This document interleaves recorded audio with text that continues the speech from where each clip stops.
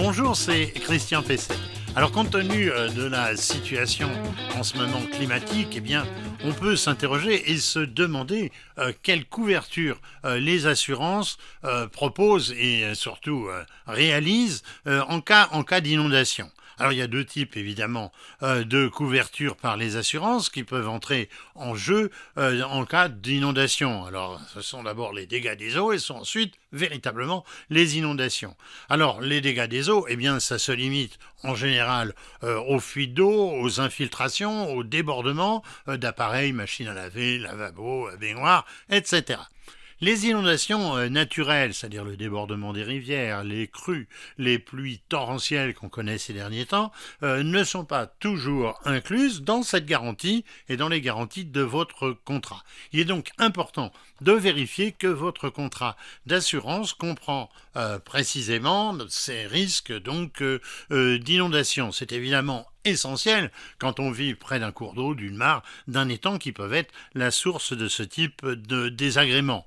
Interrogez votre assureur pour savoir si vous êtes bien couvert et s'agissant d'un dégât des eaux, notez que vous avez normalement 5 jours pour déclarer, pour faire un constat amiable, s'il y a un tiers qui est concerné, par exemple un voisin.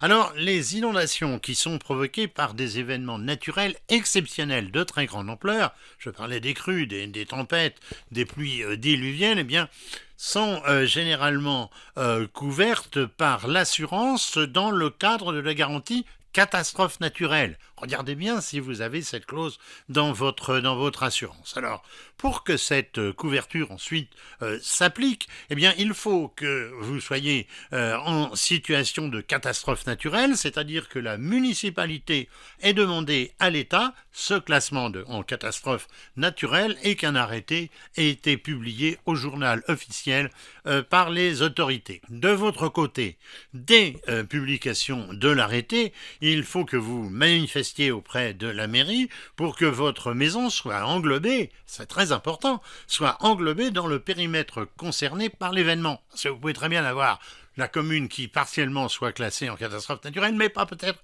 votre secteur. Donc il faut vous manifester auprès de la mairie quand l'arrêté a été publié au journal officiel. Alors une fois l'arrêté publié, vous pouvez demander une indemnisation à votre assurance, donc en contactant votre assureur, et vous avez maintenant un délai de 30 jours, ça a été allongé, avant c'était 10 jours, ce qui était vraiment extrêmement court.